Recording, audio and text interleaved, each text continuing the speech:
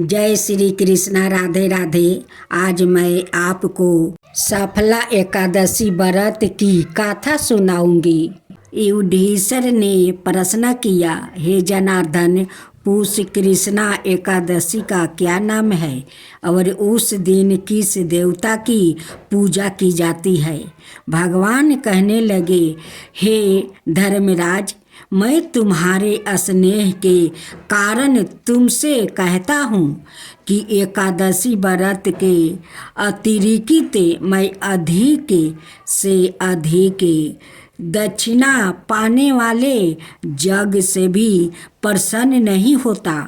अतः इसे अत्यंत भक्ति और श्रद्धा से युक्त होकर करे। हे राजन, अब द्वादशी युक्त पूष कृष्णा एकादशी का महात्म्य सुनो। इस एकादशी का नाम सफला एकादशी है। इस एकादशी के देवता श्री नारायण है। विधि पूर्वक इस व्रत को करना चाहिए। जिस प्रकार नागों में शेष नागे, पंछियों में गरुड़, सब ग्रहों में चंद्रमा, जगों में अश्वमेध और देवताओं में भगवान विष्णु श्रेष्ठ है, उसी तरह है सब व्रतों में एकादशी व्रत श्रेष्ठ है। जो मनुष्य सदाई एकादशी का व्रत करते हैं वो मुझको परम प्रिया। इस व्रत की विधि इस प्रकार है। मेरी पूजा के हेतु ऋतु के अनुकूल फल, नारियल, नींबू, नैवेद्य आदि 16 चीज़ों से मेरी पूजा करे, रात्रि को जागरण करे। इस एकादशी के व्रत के समान जग, तीर्थ, दान, तप और कोई दूसरा व्रत नहीं है। 5000 बरस तप करने से जो फल मिलता है उसे भी अधिक सफला एकादशी व्रत करने से मिलता है। हे राजन, अब आप इस एकादशी की कथा सुनिए। चंपावती नगरी में एक महिष्मनु नाम का राजा राज्य करता था। उसके 4 पुत्र थे। उन सब में लूम्पक नाम वाला 12 राजपुत्र महापापी था। वो पापी सादा पर स्त्री और बेसाये गमन और दूसरों बुरों कर्मों में अपने पिता का धन नष्ट करता था और सदाए ही देवता, ब्राह्मण और वैष्णवों की निंदा किया करता था। जब राजा को अपने बारे में पुत्र के ऐसे कुकर्मों का ज्ञान हुआ तो उसने उसे अपने राज्य से निकाल दिया। तब वो विचारने लगा कि अब मैं किधर जाऊं, क्या करूं। अंत में उसने चोरी का कर्म करने का निश्चय किया।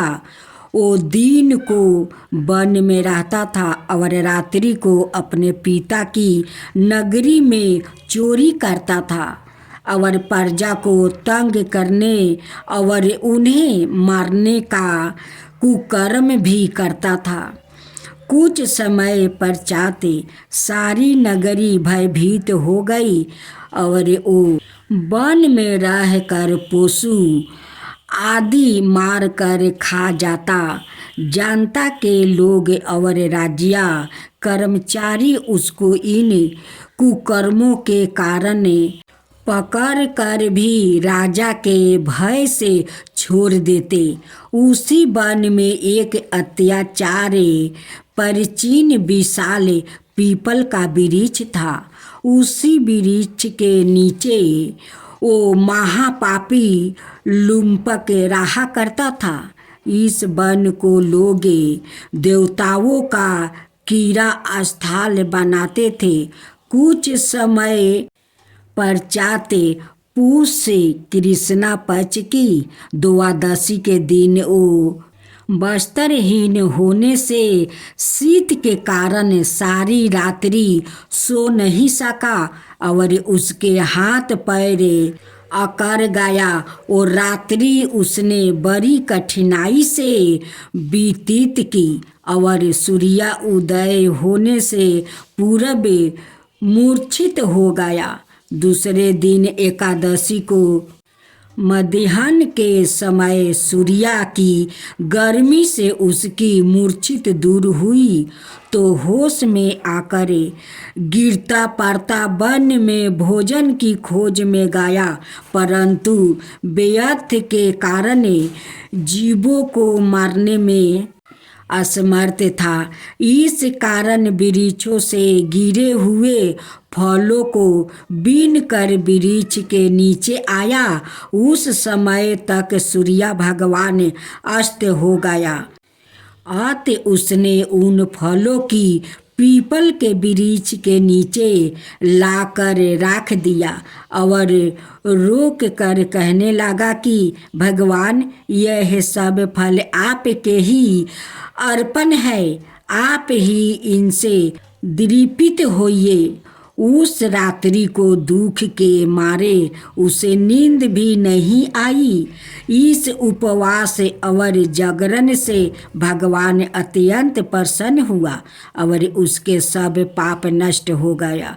दूसरे दिन प्रातः समय एक अति सुंदर घोड़ा अनेक सुंदर वस्तुओं से साजा हुआ उसके सामने आकर खड़ा हो गया और इसी समय आकाशवाणी हुई, हे राजपुत्रा, श्री नारायण की कृपा से तेरे सब पाप नष्ट हो गया है। अब तू अपने पिता के पास जाकर राज्य प्राप्ति कर। ऐसी आकाशवाणी सुनकर वो बड़ा प्रसन्न हुआ और दिव्या वस्तु धारण करके भगवान आपकी जय हो ऐसा कहकर अपने पिता के पास गया। उसके पिता ने बड़ी प्रसन्नता से उसे समस्त राज्य भार सौंप कर वन को चला गया। अब लुम्पक शास्त्र अनुसार राज्य करने लगा। उसके स्त्री पुत्रा आदि सारा कुटुंब ही नारायण का परम भक्त हो गया और वृद्ध होने पर वो भी अपने पुत्रा को राज्य का कार्य सौंप कर तपस्या करने के लिए वन में चला गया और अंत समय में वैकुंठ को प्राप्ति हुआ। अंत जो मनुष्य भक्ति पूर्वक सफला एकादशी का व्रत करते हैं उनको अंत में मुक्ति मिलती है। जो मनुष्य इस सफला एकादशी का व्रत नहीं करते वो पूंछ और सींगों से रहित पशु के समान है। इस सफला एकादशी के महात्म्य के पढ़ने अथवा श्रवण करने से मनुष्य को अश्वमेध यज्ञ का फल प्राप्ति होता है। अब आप सुनेंगे माँ लक्ष्मी और साहूकार का बेटी की कथा। एक गांव में एक साहूकार रहता था। साहूकार के एक बेटी थी। वो हर रोज पीपल सींचने जाती थी। पीपल के वृक्ष में से लक्ष्मी जी प्रकट होती थी और चली जाती। एक दिन लक्ष्मी जी ने साहूकार की बेटी से कहा, तू मेरी सहेली बन जा। तब लड़की ने कहा कि मैं अपने पिता से पूछ कर बताऊंगी। साहूकार की बेटी ने घर जाकर अपने पिता से सारी बात कह दी। तब उसके पिताजी बोले, वो तो लक्ष्मी जी है, अपने को और क्या चाहिए, तू लक्ष्मी जी की सहेली बन जा। दूसरे दिन वो लड़की फिर गई।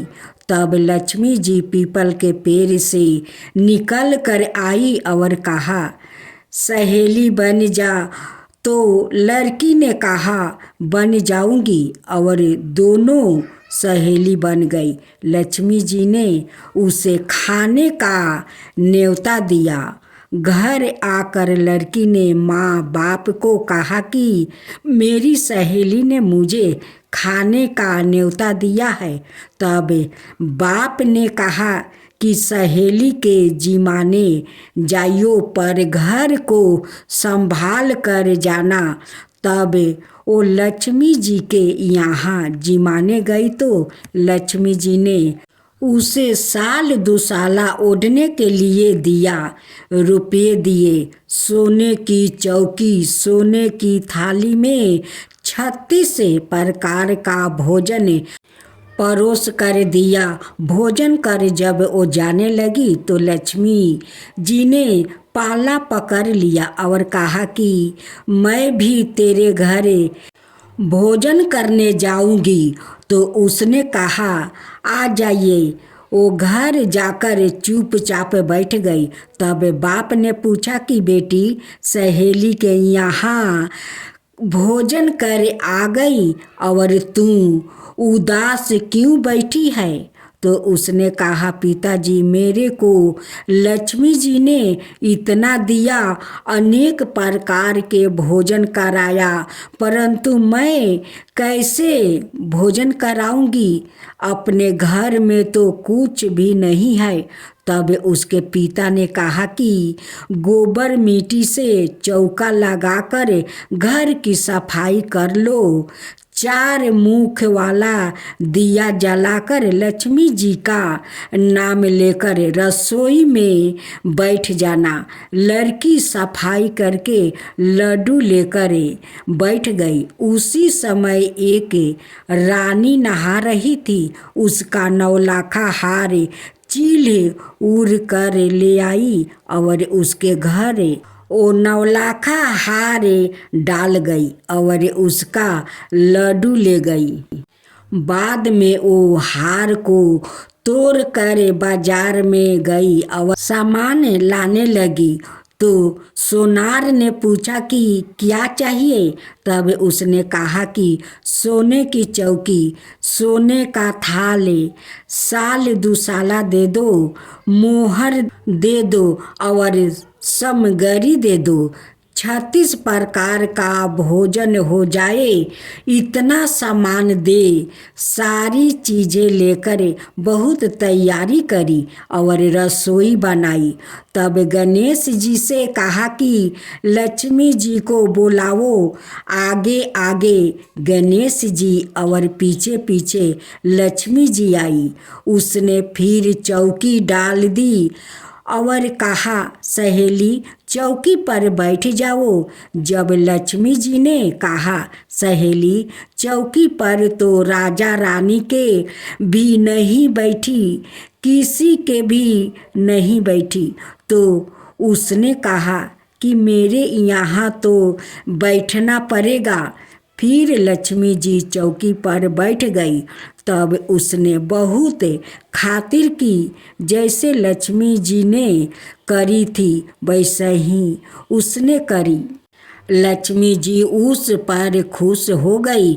घर में खूब रुपया एवं लक्ष्मी हो गई। साहूकार की बेटी ने कहा मैं अभी आ रही हूँ, तुम यही बैठा रहना। और वो चली गई। लक्ष्मी जी गई नहीं और चौकी पर बैठी रही। उसको बहुत दौलत दी। हे लक्ष्मी जी, जैसा तुमने साहूकार की बेटी को दिया वैसा ही सबको देना। कहते सुनते हुंकार भरते अपने सारे परिवार को दिए। पीहर में देना, ससुराल में देना, बेटे पोते को देना।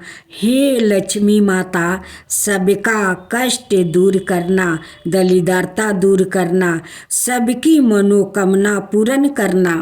माँ लक्ष्मी की जय हो, माँ लक्ष्मी की जय हो। गणेश भगवान। अब आप सुने तुलसी से जोड़ी एक कथा, बहुत प्रचलित है। श्रीमद् देवी भगवत पुराण में इनके अवतार की दिव्या लीला कथा भी बनाई गई है। एक बार शिव ने अपने तेज को समुंदर में फैला दिया था। उसने एक महातेजस्वी बालक ने जन्म लिया। यह बालक आगे चलकर जलंधर के नाम से पराक्रमी दैत्य राजा बना। इसकी राजधानी का नाम जलंधर नगरी था। दैत्यराज कालनेमी की कन्या बिंदा का विवाह जलंधर से हुआ। जलंधर महाराक्षस था। अपनी सत्ता के मध्य में चूर उसने माता लक्ष्मी को पाने की कामना से युद्ध किया, परंतु समुंदर से ही उत्पन्न होने के कारण माता लक्ष्मी ने उसे अपना भाई के रूप में स्वीकार किया। वहाँ से पराजित होकर वो देवी पार्वती को पाने की लालसा से कैलाश पर्वत पर गया। भगवान देवाधिदेव शिव का ही रूप धारण कर माता पार्वती के समीप गया, परंतु माँ ने अपने योग बल से उसे तुरंत पहचान लिया और वहाँ से अंतर्ध्यान हो गई। देवी पार्वती ने क्रोध होकर सारा वृत्तांत भगवान विष्णु को सुनाया। जलंधर की पत्नी बिंदा अत्यंत पतिव्रता स्त्री थी। उसी के पतिव्रता धर्म की शक्ति से जलंधर ना तो मारा जाता था और ना ही पराजित होता था। इसलिए जलंधर का नाश करने के लिए बिंदा के पतिव्रता धर्म को भंग करना बहुत जरूरी था। इसी कारण भगवान विष्णु ऋषि का भेष धारण कर वन में जा पहुँचे, जहाँ बिंदा अकेली बर्मन कर रही थी। भगवान के सादा दो मायावीर राक्षस भी थे, जिन्हें देखकर बिंदा भयभीत हो गई। ऋषि ने बिंदा के सामने पल में दोनों को भस्म कर दिया। उनकी शक्ति देखकर बिंदा ने कैलाश पर्वत पर महादेव के साथ युद्ध कर रहे थे अपने पति जलंधर के बारे में पूछा। ऋषि ने अपने माया जाल से दो बानर प्रकट किया। एक बानर के हाथ में जलंधर का सिर था और दूसरे के हाथ में धर। अपने पति की यह दशा देखकर बिंदा मूर्छित होकर गिर पड़ी। होश में आने पर उन्होंने ऋषि रूपी भगवान से विनती की कि वो उसके पति को जीवित करे। भगवान ने अपनी माया से पूर्ण जलंधर का सिर धड़ से जोड़ दिया, परंतु सवाए भी वो उसी शरीर में प्रवेश कर गया। बिंदा को इस छल का जरा आभास ना हुआ। जलंधर बने भगवान के साथ बिंदा पतिव्रता का व्यवहार करने लगी, जिससे उसका पति व्रता भंग हो गया। ऐसा होते ही बिंदा का पति जलंधर युद्ध में हार गया। इस सारी लीला का जब बिंदा को पता चला तो उसने क्रोध होकर भगवान विष्णु को शीला होने का श्राप दे दिया और सवाए सती हो गई। जहाँ बिंदा भस्म हुई वहाँ तुलसी का पौधा उगा। भगवान विष्णु ने बिंदा से कहा, हे बिंदा, तुम अपने सती व्रता के कारण मुझे लक्ष्मी से भी अधिक प्रिया हो गई हो। अब तुम तुलसी के रूप में सदा मेरे साथ रहोगी। जो मनुष्य भी मेरे शालिग्राम रूप के साथ तुलसी का विवाह कराएंगे, उसे इस लोक और परलोक में विपुल यश प्राप्ति होगा। जिस घर में तुलसी होती है वहाँ यम के दूत भी असमय नहीं जा सकते। गंगा और नर्मदा के जल में स्नान और तुलसी का पूजन बराबर माना जाता है। चाहे मनुष्य कितना भी पापी क्यों ना हो, मृत्यु के समय जिसके प्राण मंजीरी रहती, तुलसी और गंगा जल मुख में राख कर निगल जाते हैं, वो पापों से मुक्ति होकर वैकुंठ धाम को प्राप्ति होता है। जो मनुष्य तुलसी वो आंवले की छाया में अपने पितरों का श्राद्ध करता है, उसके पितरों मोक्ष को प्राप्ति हो जाते हैं। एकादशी संतान धर्म में आचरण किया जाने वाले सबसे महत्वपूर्ण व्रतों में से एक है। लेकिन क्या आप जानते हैं कि एकादशी व्रत के पीछे क्या है? एकादशी व्रत क्यों किया जाता है? तो आइए सुनते हैं। धार्मिक मान्यताओं अनुसार भगवान कृष्णा ने धर्मराज युधिष्ठिर को एकादशी माता के जन्म की कथा सुनाई थी। इस कथा के अनुसार सतयुग में मूर नाम का एक राक्षस था जो बेहद बलवान था। उस राक्षस ने इंद्र आदि, वासु, आहु, अग्नि आदि सभी देवताओं को पराजित कर दिया था। परेशान होकर सभी देवताओं ने भगवान शंकर के सामने सारी बात रख दिया। तब भगवान शिव ने कहा, हे देवताओं, तीनों लोकों के स्वामी, भक्तों के दुखों का नाश करने वाले श्री हरि विष्णु की शरण में जाइए, वो ही आपके दुख दूर करेंगे। भगवान शिव के कहे अनुसार सभी देवता भगवान विष्णु के पास पहुँचे और उन्होंने अपना दुख बताते हुए कहा कि हे प्रभु, राक्षसों ने हमें पराजित करके हमारा स्वर्ग छीन लिया है। आप उस राक्षस से हम सबकी रक्षा करें। भगवान विष्णु ने देवताओं को चंदावती नगरी जाने को कहा। उस समय राक्षस मूर सेना सहित युद्ध भूमि में दौड़ रहा था।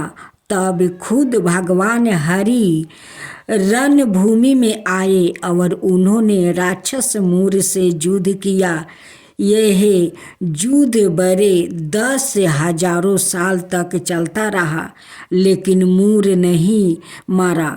फिर भगवान विष्णु बद्री आश्रम चला गया। वहाँ हेमवती नाम का सुंदर गुफा थी, उसमें कुछ दिन आराम किया।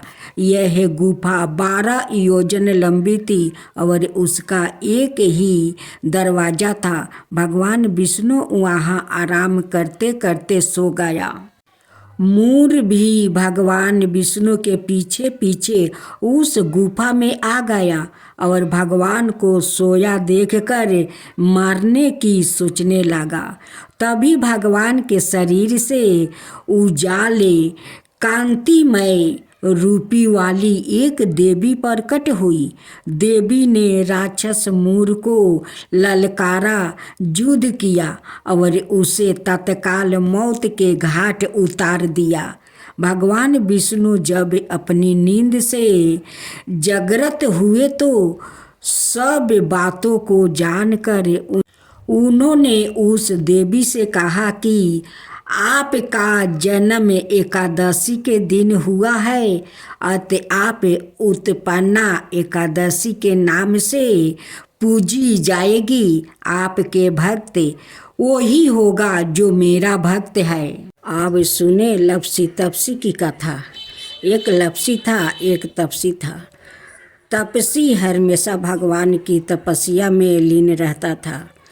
लपसी रोजाना 1.25 सेर की लपसी बनाकर भगवान का भोग लगाकर ही जिमाता था।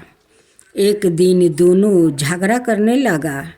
तपसी बोला, मैं रोज भगवान की तपस्या करता हूँ, इसलिए मैं बारा हूँ। लपसी बोला, मैं रोज भगवान को 1.25 सेर लपसी का भोग लगाता हूँ, इसलिए मैं बारा हूँ। नारद जी वहाँ से गुजर रहे थे। दोनों को झगड़ता देखकर रुक गए और उनसे पूछा कि तुम क्यों लड़ रहे हो? तपस्वी ने खुद के बड़ा होने का कारण बताया और लपसी ने अपना कारण बताया। नारद जी बोले, तुम्हारा फैसला मैं कर दूंगा। दूसरे दिन लपसी और तपस्वी नहाकर अपनी रोज की तरह भक्ति करने आए तो नारद जी ने छुप करके 1.25 करोड़ की एक अंगूठी उन दोनों के आगे रख दिया। तपस्वी की नज़र जब अंगूठी पर पड़ी तो उसने चुपचाप अंगूठी उठाकर अपने नीचे दबा लिया। लपसी की नज़र अंगूठी पर पड़ी लेकिन उसने ध्यान नहीं दिया। भगवान को भोग लगाकर लपसी खाने लगा। नारद जी ने सामने आए तो दोनों से पूछा कि कौन बड़ा है? तो नारद जी ने तपस्वी से खारा होने को कहा। वो खारा हुआ तो उसके नीचे दबी अंगूठी दिखाई पड़ी। नारद जी ने तपस्वी से कहा, तपस्या करने के बाद भी तुम्हारा चोरी करने की आदत नहीं गई, इसलिए लपसी बारा है। तुम्हें तुम्हारी तपस्या का कोई फल भी नहीं मिलेगा। तपस्वी शर्मिंदा होकर माफ़ी मांगने लगा।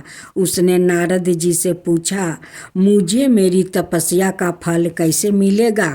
नारद जी ने कहा, यदि कोई गाय और कुत्ते की रोटी नहीं बनाएगा तो फल तुम्हें मिलेगा।